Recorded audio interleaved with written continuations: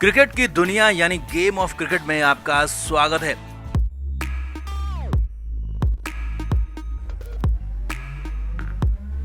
दिल्ली के फिरोजशाह कोटला मैदान में खेले गए पहले टी20 मैच में टीम इंडिया की हार हो गई। हार भी ऐसी जो कि बर्दाश्त के लायक बिल्कुल नहीं थी, क्योंकि 211 रन टीम इंडिया ने बनाए थे और शुरुआती विकेट्स भी झटक लिए थे, लेकिन फिर भी हार गए और वो भी 7 विकेट से बड़ी हार मिली। 5 बॉल बैलेंस रहते हुए अब टीम इंडिया का लगातार 13 टी20 मैच जीतने का सपना भी टूट गया। अब कप्तान बने ऋषभ पंत को पहले ही मैच में करारी हार का सामना करना पड़ा और इसीलिए तो मैच के बाद कप्तान ऋषभ पंत भड़क गए, बुरी तरह से नाराज हो गए और श्रेयस अय्यर पर हार का ठीकरा फोड़ दिया, और वो भी एक नहीं बल्कि 2 गलतियों की वजह से, और दोनों गलतियां टर्निंग पॉइंट बन गई। तो कैसे मिली टीम इंडिया को हार? अय्यर की क्या है वो 2 महागलतियां जिन्होंने मैच हरा दिया, और पंत ने क्या कहा, सब कुछ आपको दिखाते हैं, बताते हैं। आप भी इस वीडियो को शेयर करें और कमेंट करके अपनी राय जरूर दें कि आपकी नजर में क्या है हार की वजह, क्या टीम इंडिया जीत सकती थी ये मैच? कमेंट जरूर करें।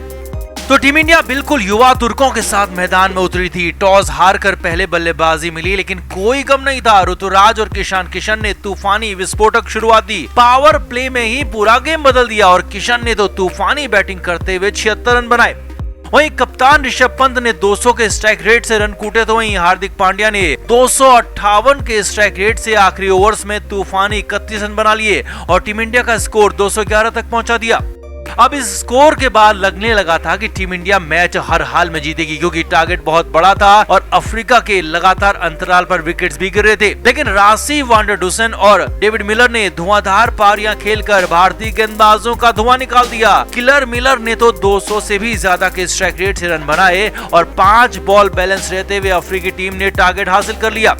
अब उस मैच में हार मिली जिसमें रिकॉर्ड बनना था, लेकिन टीम इंडिया हार चुकी थी और इसकी 2 वजह निकल कर आई हैं, और खुद कप्तान ऋषभ पंत ने भी मैच के बाद ये बात कही है। मैच का पहला टर्निंग पॉइंट रहा 16वां ओवर, जब अफ्रीका को जीत के लिए 30 बॉल में 64 रन की जरूरत थी और जरूरी रन रेट लगातार बढ़ रहा था। आवेश खान बॉलिंग के लिए आए। आवेश काफी अच्छी बॉलिंग कर रहे थे और दूसरी बॉल पर रासी वांडरडुसन ने डीप मिड विकेट पर शॉट मारा।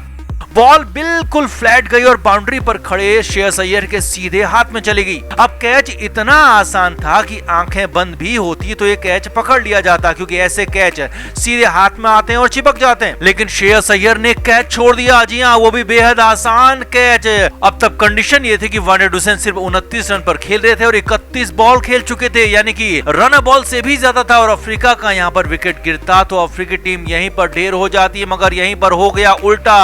अय्यर ने कैच नहीं बल्कि मैच छोड़ दिया और ये टर्निंग पॉइंट बन गया, और इसके बाद तो बेहद धीमा खेल रहे रासी वांडरडुसन ने रौद्र रूप धारण कर लिया और तूफानी बल्लेबाजी की। रासी वांडरडुसन ने अपनी अगली 14 बॉल में 42 रन कूट दिए, और यही वो 42 रन थे जो कि भारत की हार की वजह बन गए, और अपनी टीम को वांडरडुसन ने बेहद आसानी से मैच जिता दिया। ऋषभ पंत ने भी मैच के बाद कहा कि हमारी फील्डिंग खराब रही और हमने कैच छोड़े। हालांकि पंत ने अय्यर का नाम तो नहीं लिया, लेकिन इतना साफ साफ कहा कि अगर हमने रासी वांडरडुसन का वो कैच पकड़ लिया होता तो मैच हमारा था और हमारा ही रहता। यही नहीं, ऋषभ पंत ने श्रेयस अय्यर की दूसरी गलती और दूसरे टर्निंग पॉइंट पर भी सवाल उठाया। पंत ने कहा कि हमारे ओपनर्स ने हमें शानदार प्लेटफॉर्म दिया था, हमें मोमेंटम दिया था, हमें और तेजी से रन बनाने होंगे। पंत ने कहा हालांकि 211 का स्कोर ठीक ठाक था, लेकिन छोटी बाउंड्री वाले मैदान में हमें कुछ और रन बनाने थे और हम अपने स्ट्राइक रेट को इतना कम नहीं रख सकते कि मैच रन बॉल वाला हो जाए। अब यहाँ पर सबसे कम स्ट्राइक रेट था श्रेयस अय्यर का। बाकी खिलाड़ियों ने जहाँ धुआंधार बल्लेबाजी की, वहीं श्रेयस अय्यर ने 36 रन तो बनाए, लेकिन इसके लिए 27 बॉल खेल दी, और ये 27 बॉल अगर दिनेश कार्तिक, हार्दिक पांड्या या फिर ऋषभ पंत ही खेलते तो भारत का स्कोर 250 के पार होता और फिर भारत को हराना नामुमकिन हो जाता, और इसीलिए श्रेयस अय्यर की ये धीमी पारी टीम इंडिया की हार के लिए दूसरा टर्निंग पॉइंट बन गई। अब कप्तानी के पहले ही मैच में ऋषभ पंत को हार मिली, हार भी बहुत बड़ी मिली, और गेंदबाजों के साथ साथ फील्डर्स ने भी ऋषभ पंत को नीचा दिखा दिया, और इसीलिए तो ऋषभ पंत पूरी तरह से उखड़ गए, नाराज हो गए और साफ साफ कह दिया कि हमें फील्डिंग बेहतर करनी ही होगी। हमें अच्छा स्टार्ट मिला था तो उस मोमेंटम को आगे बढ़ाना ही होगा, ना कि उसे तोड़ना होगा, रोकना होगा। और जो कि सीधे सीधे श्रेयस अय्यर पर ही हमला था और एक तरह से ऋषभ पंत ने सीधे श्रेयस अय्यर पर हार का ठीकरा फोड़ दिया। श्रेयस अय्यर को हार की वजह बता दिया, उनकी बल्लेबाजी को और उनकी खराब फील्डिंग को। तो आपका क्या मानना है, क्या अय्यर का वो कैच छोड़ना और धीमा खेलना टीम इंडिया की हार की वजह बन गया, टर्निंग पॉइंट बन गया, या फिर कोई और भी है वजह? आप भी कमेंट बॉक्स में अपनी राय जरूर दें, वीडियो को शेयर भी करें। तो वैसे तो केएल राहुल लंबे समय से टीम इंडिया के लिए खेल रहे हैं, अच्छा भी खेल रहे हैं, लेकिन पिछले एक साल में राहुल ने जो खेल दिखाया वो कमाल का है। और इसी वजह से विराट कोहली की कप्तानी छोड़ते ही रोहित शर्मा को जब तीनों फॉर्मेट का कप्तान बनाया गया तो केएल राहुल को उप कप्तान बना दिया गया। राहुल ने अपने प्रतिद्वंदी ऋषभ पंत, जसप्रीत बुमराह, श्रेयस अय्यर को काफी पीछे छोड़ दिया। लेकिन अब जैसे ही राहुल साउथ अफ्रीका सीरीज से बाहर हुए हैं तो खुद केएल राहुल काफी पीछे छूट गए हैं। जी हाँ, ऐसा ही कुछ हुआ है, क्योंकि आगे अब ना तो राहुल को कप्तानी मिलने वाली है और ना ही उपकप्तानी, और संभावना तो यहाँ तक है कि राहुल की टीम में वापसी तक मुश्किल हो जाए, क्योंकि चोट ने पूरी तरह से राहुल को जकड़ लिया है, पकड़ लिया है। और पिछले 7 महीनों में ये चौथा मामला है जब चोट की वजह से राहुल को टीम इंडिया के साथ सीरीज छोड़नी पड़ी है, उन्हें टीम से बाहर होना पड़ा है। सबसे पहले नवंबर 2021 में राहुल के बाईं जांग में खिंचाव हुआ और न्यूजीलैंड के खिलाफ 2 टेस्ट मैचों की सीरीज से वो बाहर हो गए। अब फिट होकर वापस आए ही थे तो फरवरी 2022 में वेस्टइंडीज के खिलाफ हैमस्ट्रिंग में दिक्कत हो गई और 3 T20 मैचों की सीरीज से बाहर हो गए। फरवरी की आखिर में फिर राहुल की हैमस्ट्रिंग ने दिक्कत दी और इस बार श्रीलंका के खिलाफ 3 T20 मैचों की सीरीज से बाहर हो गए। इसके बाद मार्च 2020 में श्रीलंका के खिलाफ राहुल इसी हैमस्ट्रिंग की चोट की वजह से 2 टेस्ट मैचों की सीरीज से भी बाहर हो गए और लंका के खिलाफ खेल नहीं पाए। इसके बाद आईपीएल जरूर खेले, लेकिन जैसे ही अपने देश के लिए, भारत के लिए खेलने की बारी आई तो जून 2022 यानी कि इसी महीने इसी दिन राहुल की ग्रोइन में दिक्कत हो गई और राहुल एक बार फिर से 5 T20 मैचों की सीरीज से बाहर हो गए। अफ्रीका सीरीज में राहुल नहीं खेलेंगे। अब इस बार तो राहुल की समस्या इतनी बढ़ चुकी है कि साउथ अफ्रीका के साथ T20 सीरीज के साथ साथ इंग्लैंड दौरे से भी केएल राहुल बाहर हो सकते हैं, जहां 1 टेस्ट मैच और 3 वनडे और T20 खेले जाने हैं। राहुल का पूरा इंग्लैंड दौरा खटाई में पड़ता हुआ दिख रहा है। अब आगे क्या होगा, क्या होने वाला है वो भी देखिए और समझिए।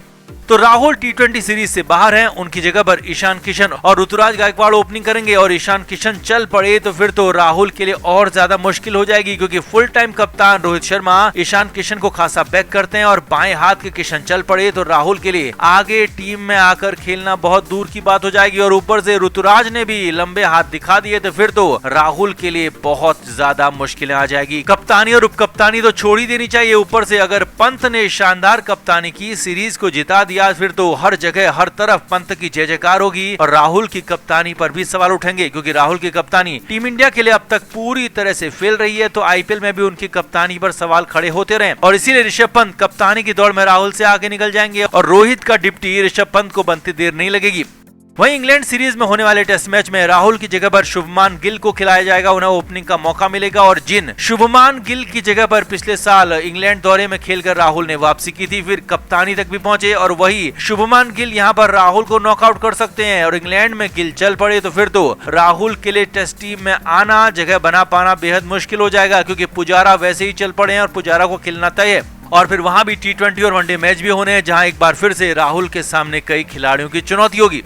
अब ऊपर से लगातार चोटिल रहने वाले खिलाड़ी को कप्तानी कोई भी बोर्ड नहीं देना चाहेगा। इसी वजह से भारतीय चयनकर्ता भी उनसे बाहर सोचना शुरू कर चुके हैं और सटीक रिप्लेसमेंट मिल गया तो फिर तो राहुल की पूरी तरह से छुट्टी हो जाएगी और ये तय है। इसके बाद वर्ल्ड कप टीम में भी राहुल को जगह मिलेगी, ये कहना बहुत मुश्किल हो जाएगा। और कहीं से अगर कोई चांस बना, वापसी कहीं से हो भी गई तो पहले जैसा सम्मान, पहले जैसी पोजीशन शायद ना मिले, ना कप्तानी मिलेगी और ना ही उप कप्तानी, और अपने से जूनियर की लीडरशिप में राहुल को मैच खेलने पड़ सकते हैं, जो कि साफ साफ दिख रहा है। तो कुल मिलाकर राहुल के लिए चोट ने खतरे की घंटी बजा दी है। बस राहुल यही दुआ करेंगे कि टीम इंडिया के ओपनर ज्यादा ना चलें, पंत की कप्तानी खराब हो जाए, नहीं तो राहुल का बोरिया बिस्तर पूरी तरह से पैक है। तो आपका क्या कहना है, आपका क्या मानना है? क्या चोटिल केएल राहुल पर से अब भरोसा खिलाड़ियों का और साथ ही साथ चयनकर्ताओं का उठ गया है, और क्या पंत को फुल टाइम उप कप्तान बनाने का और रोहित के बाद कप्तानी देने का मौका आ गया है? कमेंट करके आप भी जरूर बताएं, वीडियो को शेयर भी करें। क्रिकेट के हर नए अपडेट के लिए गेम ऑफ क्रिकेट को सब्सक्राइब करें और उसके बाद बेल आइकन को प्रेस करना ना भूलें, ताकि सिर्फ आपको मिले गेम ऑफ क्रिकेट की हर खबर सबसे पहले।